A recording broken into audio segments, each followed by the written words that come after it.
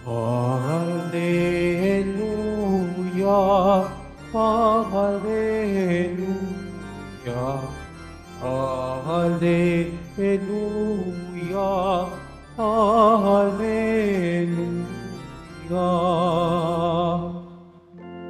Naging anak ng Diyos tayo, sa salitang naging tao, nanirahan sa mundo. Hallelujah,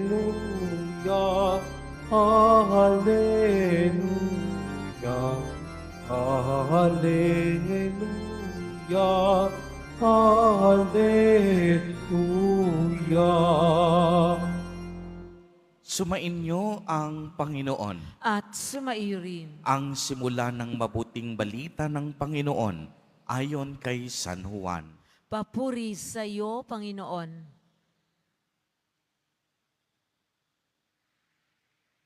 Sa pasimula pa'y naroon na ang salita, kasama ng Diyos ang salita, at ang salita ay Diyos. Kasama na siya ng Diyos sa pasimula pa. Sa pamamagitan niya, nilikha ang lahat ng bagay, at walang nalikha nang hindi sa pamamagitan niya. Mula sa kanya ang buhay, at ang buhay ay siyang ilaw ng sangkatauhan. Nagliliwanag sa kadiliman ang ilaw, at hindi ito kailanman nagagapi ng kadiliman.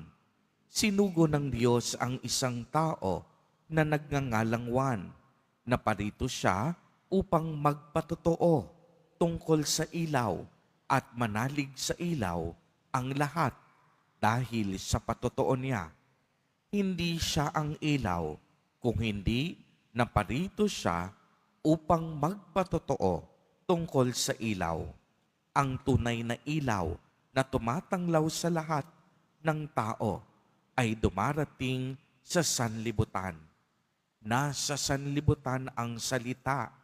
Nilikha ang sanlibutan sa pamamagitan niya, ngunit hindi siya nakilala ng sanlibutan. Naparito siya sa kaniyang bayan, ngunit hindi siya tinanggap ng kaniyang mga kababayan. Ngunit ang lahat ng tumanggap at nanalig sa kaniya ay pinagkalooban niya ng karapatang maging anak ng Diyos. Sila nga'y naging anak ng Diyos, hindi dahil sa isinilang sila ayon sa kalikasan, ni sa pita ng laman o sa kagagawa ng tao. Ang pagiging anak nila ay buhat sa Diyos. Naging tao ang salita at siya'y nanirahan sa piling natin. Nakita namin ang kaniyang kapangyarihan at kadakilaan, puspos ng pag-ibig at katapatan. Tinanggap niya mula sa Ama ang kapangyarihan at kadakilaang ito bilang bugtong na anak. Nagpatotoo si Juan tungkol sa kaniya at ganito ang kaniyang sigaw. Siya ang tinutukoy ko ng aking sabihin, ang darating na kasunod ko'y higit sa akin, sapagkat siya na bago pa ako ipinanganak. Dahil siya'y puspos ng pag-ibig, tayong lahat ay tumanggap mula sa Kanya ng abot-abot na kaloob, sapagkat ibinigay ang kautusan sa pamamagitan ni Moises, ngunit ang pag-ibig at ang katotohanan ay dumating sa pamamagitan ni Hesukristo. Kailanmay walang nakakita sa Diyos, subalit ipinakilala siya ng bugtong na anak. Siya'y Diyos na lubos na minamahal ng Ama. Ang mabuting balita ng Panginoon. Pinupuri ka namin, Panginoong Hesu Kristo. Magsiupo muna tayo. Magandang umaga po sa inyong lahat, mga kapatid kay Kristo. Sa lahat po ng ating mga taga-subaybay, sa iba't ibang online platforms at sa lahat ng ating mga kadiboto sa iba't ibang panig ng Pilipinas at maging sa buong mundo kung saan tayo ay naaabot ngayon ng ating live streaming. Mapayapang umaga din po sa inyong lahat. Purihin at dakilain natin ang ating Panginoon, ang mahal na poong Jesus Nazareno.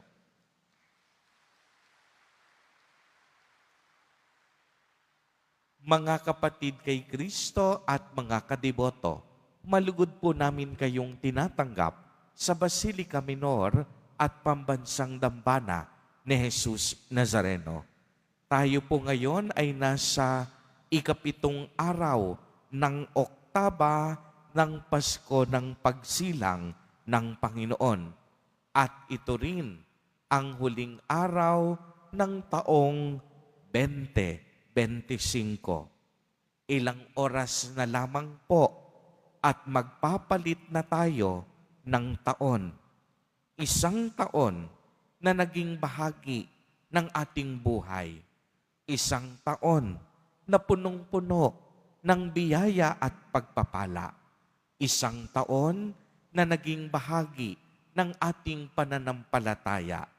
At isang taon na naging bahagi ng ating kasaysayan. Kaya naman, nag-uumapaw na pagpapala. Yan siguro ang salitang pwede nating mailarawan sa taong 2025. Bagamat may mga pagsubok tayong kinaharap, hindi pa rin matatawaran ang biyayang kaloob sa atin ni Jesus Nazareno. Kaya maaari bang itaas ang kamay at ibigay ang pinakamalakas na palakpak sa ating Nuestro Padre, Jesus Nazareno. Alam po ninyo, kagabi, madaling araw, pagputok ng December 31, ginanap ang Thanksgiving procession. At napakaraming tao dito. Gabi pa lamang hanggang magsimula ang prosesyon. At maraming salamat dahil naidaos ng maayos at ligtas ang ating Thanksgiving procession bilang pasasalamat natin sa ating mahal na poong Jesus Nazareno sa isang taong punong-puno ng pagpapala at biyaya. At alam ko mga kapatid kay Kristo, kayo rin, nakakasiguro ako, marami kayong mga pagpapalang natanggap sa taong ito. Bagamat may mga hamong dumating sa ating bansa at bayan, mas marami pa rin ang biyaya at grasya ng Diyos. Kaya naman sa ating pagbabalik tanaw, ang ating ebanghelyo ngayon ay katulad din nung araw ng Kapaskuhan na kung saan naghayag sa atin ng ilang katotohanan tungkol sa ating Nuestro Padre, Jesus Nazareno. Una, ang pag-iral ni Jesus Nazareno ay noon pa man. Kagaya ng Ama, si Jesus ay walang simula. Naroroon na siya bilang salita kasama ang Diyos at ang salitang ito ay ang Diyos mismo. Ibig sabihin, si Jesus Nazareno, tunay na Diyos, walang pinagmulan. Nung si Jesus ay pumasok sa kasaysayan ng tao, siya ay Diyos na, pasimula pa lamang.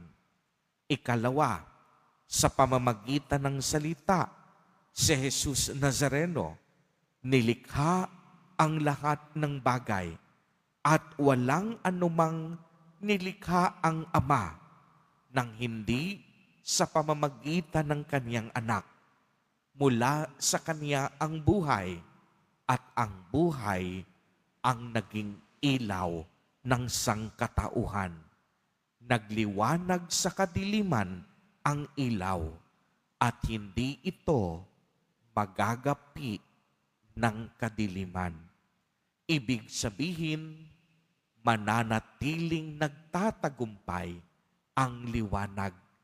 Makaranas man tayo ng bahagyang kadiliman, mag-uumapaw at mananalo pa rin ang liwanag ng makapangyarihang Diyos. Ikatlo, naging tao ang salita at siya'y nanirahan sa piling natin. Nakita natin ang kapangyarihan at kadakilaan ni Jesus Nazareno. Puspos siya ng pag-ibig, katapatan at kapatawaran. Tinanggap niya mula sa Ama ang kapangyarihan at kadakilaang ito bilang salitang nagkatawang tao at bilang bugtong na anak ng kabanal-banalan at kataas-taasang Diyos. Kahit sa mga sandaling ito, mga kapatid kay Kristo, alam ko, iisa lamang ang laman ng ating puso. Walang hanggang pasasalamat. Kaya ang ating panalangin, mahal na Poong Hesus Nazareno, maraming salamat po sa isang taong nagdaan na punong-puno ng biyaya at pagmamahal. Walang hanggang pasasalamat, Panginoon, sa iyong kadakilaan, katapatan, at kabutihang walang hanggan. Pinupuri at pinararangalan po namin kayo. Kayo lamang ang bukod tangi at nag-iisa naming Panginoon at tagapagligtas. Ikaw ang aming Diyos, tagapagtanggol, kaibigan, at walang hanggang makapangyarihang Panginoon. Pinasasalamatan ka namin, ibinabalik namin sa iyo ang lahat ng papuri, parangal, at pasasalamat. Pinakamamahal naming Nuestro Padre, Jesus Nazareno. Amen. Amen. Purihin at dakilain natin ang ating Panginoon, ang mahal na Poong Jesus Nazareno.